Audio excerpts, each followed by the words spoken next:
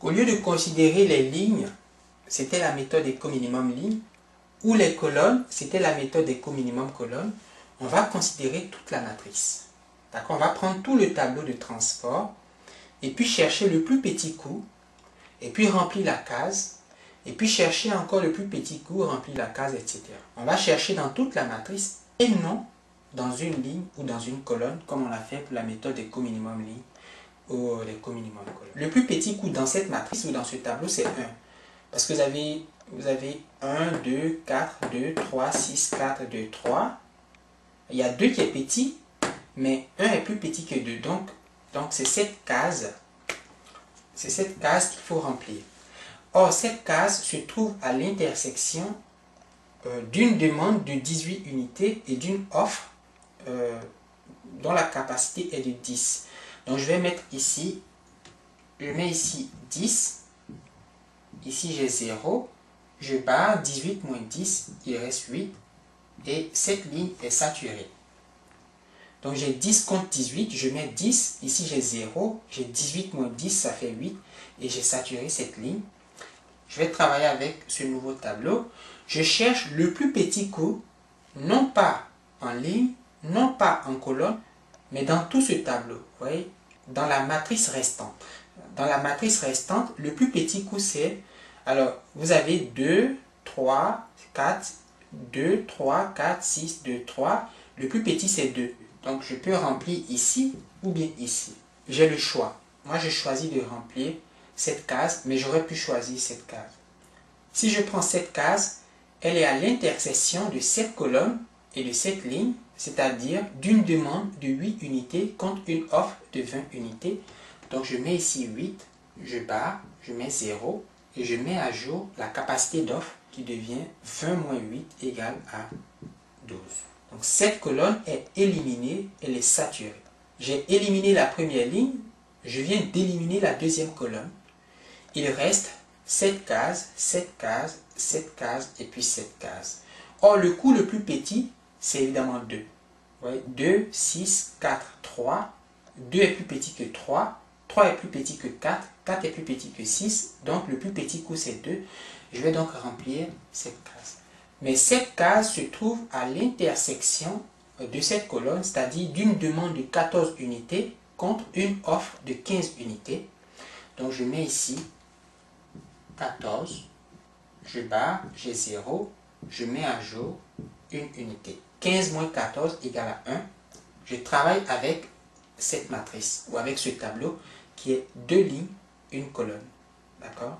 C'est le tableau résultant ou la matrice résultante. Et le plus petit coût entre 4 et 6, c'est évidemment 4. Donc, on va remplir cette case. Mais cette case est à l'intersection d'une demande de 13 unités mais d'une offre de 12 unités. D'accord? On demande 13 unités contre 12 unités offertes. Donc, je vais mettre ici les 12 unités offertes et il ne reste plus rien en stock, du moins pour l'usine 3. La demande devient de 1 unité. Cette ligne est saturée. Il ne reste plus que ce tableau, c'est-à-dire cette case, cette cellule. Une seule case qui correspond à une offre de 1 unité contre une demande de 1 unité. Je ne peux que mettre ici la valeur 1. Vous avez 1, 12, 8, 10 et 14. 1, 12, 8, 10 et 14. Ça fait 1, 2, 3, 4, 5. Vous avez M plus N moins 1 égale à 5 cases pleines. Et on voit bien qu'il n'y a pas de cycle. Le coût associé à cette manière d'affecter les ressources,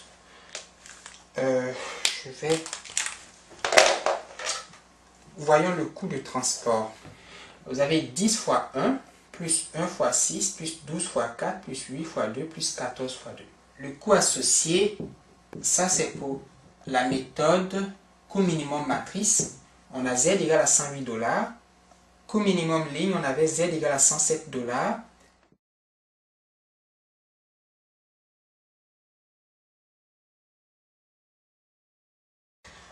Je vais présenter la 5e heuristique, la méthode d'approximation de Vogel. Et c'est une heuristique qu'on peut utiliser pour trouver une solution initiale au problème de transport. nous allons prendre chaque ligne du tableau du transport, de la matrice du transport, et trouver les deux plus petits coûts de chaque ligne. D'accord? Donc nous prenons chaque ligne du tableau, et dans chaque ligne, nous cherchons les deux plus petits coûts. Les deux plus petits coûts. Dans la première ligne, les deux plus petits coûts sont 1 et 2. D'accord? 1 est le plus petit coût, 2 est le suivant. Donc 1 et 2 sont les deux plus petits coûts. Nous allons faire la différence entre les deux plus petits coûts pour chaque ligne. Donc première ligne, les deux plus petits coûts sont 2 et 1, ou 1 et 2. Je fais la différence entre le plus grand et le plus petit. Donc 2 moins 1, ça me fait 1. Ligne 2, je cherche les deux plus petits coûts. Alors, j'ai 2, 3 et 6. Les deux plus petits coûts sont 3 et 2. Je fais 3 moins 2, ça me fait 1. Ligne 3, les deux plus petits coûts sont 2 et 3. Je fais 3 moins 2, ça me fait 1. Je passe aux colonnes pour faire la même chose. Donc, dans chaque colonne, je cherche les deux plus petits coûts. Alors, par exemple, la colonne 1, les deux plus petits coûts sont 2 et 4. Donc, je fais 4 moins 2, ça me fait 2. Donc, colonne 1, les deux plus petits coûts sont 2 et 4. Je fais 4 moins 2, j'obtiens 2. Colonne 2, les deux plus petits coûts sont 1 et 2. Je fais 2 moins 1, ça me fait 1. Et colonne 3, les deux plus petits coûts sont 2 et 3. Je fais 3 moins 2, ça me fait 1. Pour chaque ligne et chaque colonne, j'ai calculé la différence entre les deux plus petits coûts. Alors, c'est quelque chose qu'il faut mettre ici. Et puis, on va prendre le maximum de ces différences. Donc, pour chaque ligne et chaque colonne, on va calculer la différence entre les deux plus petits coûts et on va considérer le maximum de ces différences. Alors, j'ai 1, 2, 3, 4, 5, 6 différences et en général, j'ai m plus n différences, m étant le nombre de lignes, n le nombre de colonnes. D'accord? N le nombre de lignes ou d'offres et puis n le nombre de colonnes ou de demandes. Le nombre d'usines, le nombre de magasins, la plus grande valeur de ces différences, pour notre exemple, c'est évidemment 2. Alors, la plus grande valeur, c'est 2. Donc, je vais travailler avec cette colonne. Dans cette colonne, j'applique la méthode des coûts minimum colonne.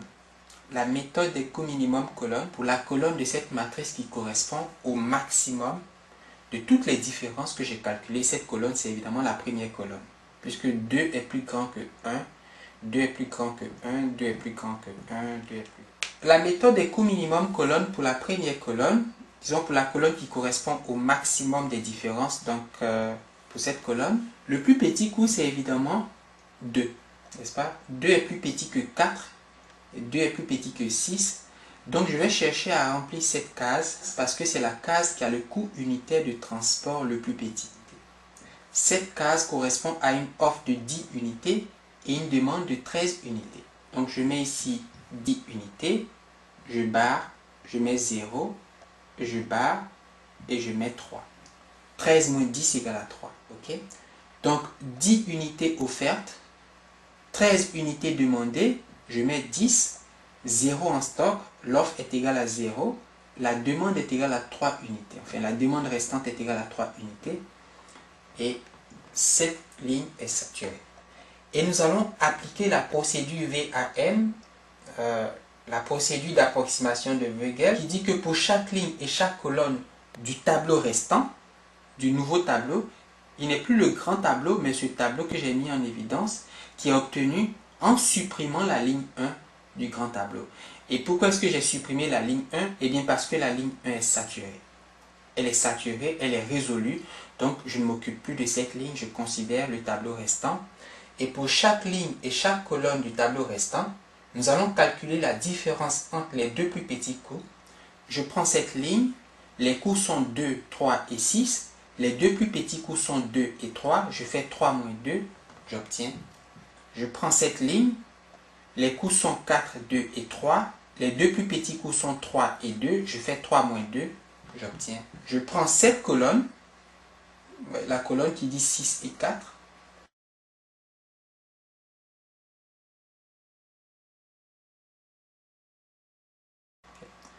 J'ai fait une petite erreur de raisonnement, donc je reviens au tableau initial.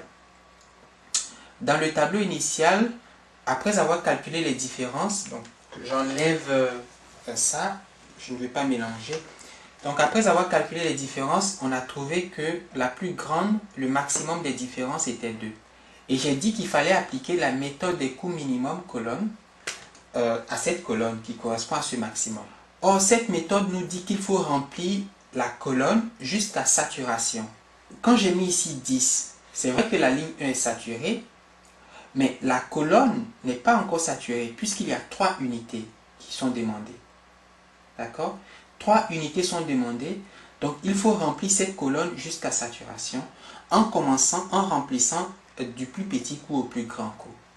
Donc en considérant cette colonne, on a commencé par remplir cette case parce que c'est la case qui a le coût le plus petit. Souvenez-vous, coût minimum. Après avoir rempli cette case, il y a encore 3 unités demandées et on va remplir cette case. Parce qu'après 2, c'est 4 qui viennent. Alors il y a 3 unités demandées, il y a 20 unités offertes. Donc je mets ici 3, je barre et je mets 17 parce que 20 moins 3 égale à 17. Donc j'ai saturé cette colonne, mais j'ai saturé cette ligne. Donc le tableau restant, ce n'est pas la matrice 2 par 3 que j'avais décidé, plutôt cette matrice qui est 2 par 2, ou ce tableau 2 par 2.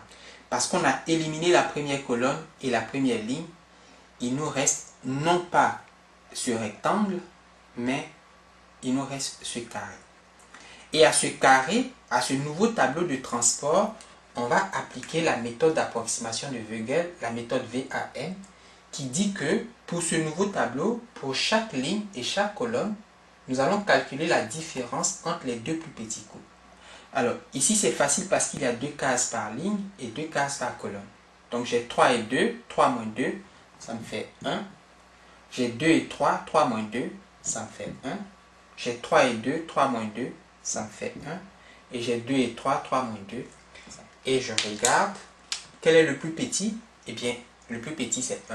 Je peux choisir cette colonne, ou bien cette colonne. Dans ce tableau, dans ce petit carré, je peux choisir cette colonne, ou bien cette colonne, ou bien cette ligne, ou bien cette ligne. Pourquoi? Eh bien parce que toutes les différences sont égales.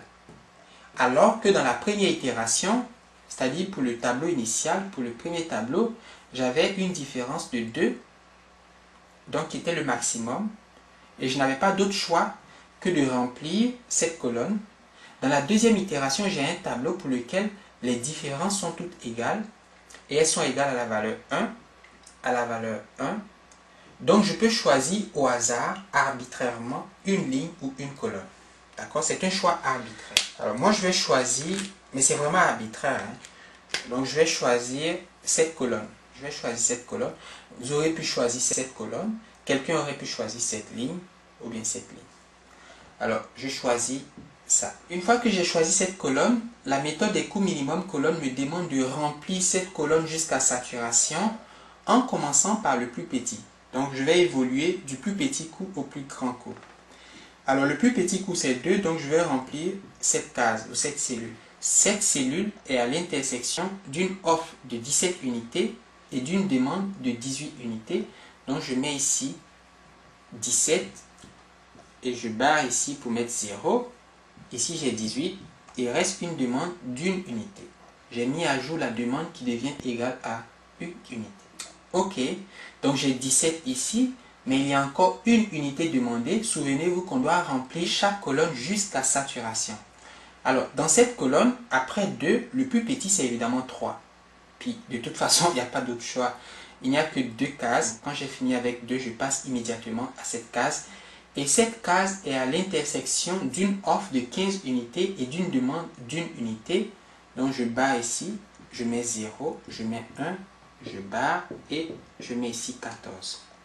15 moins 1 égale à 14. Donc cette colonne est saturée, cette colonne est saturée, cette ligne est saturée. Il me reste ce morceau de tableau, disons cette matrice 2 par 1. Alors, on applique la méthode VAN.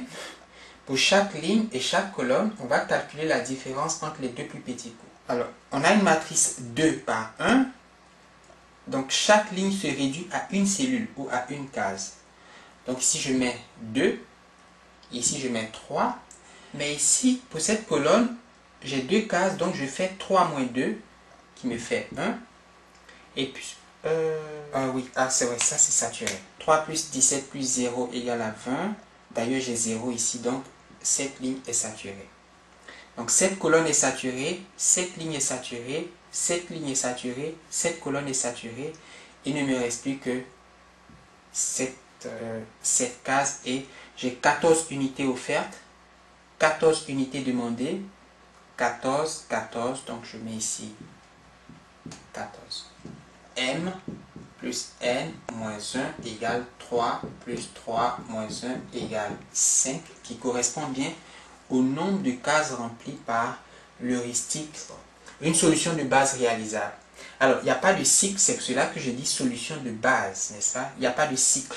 Vous ne pouvez pas dire, je vais partir d'ici, et puis passer par là, et puis ici, et puis former un cycle. Vous ne pouvez pas parce qu'arriver ici, vous ne pouvez pas monter, et vous ne pouvez pas descendre, parce qu'il n'y a rien.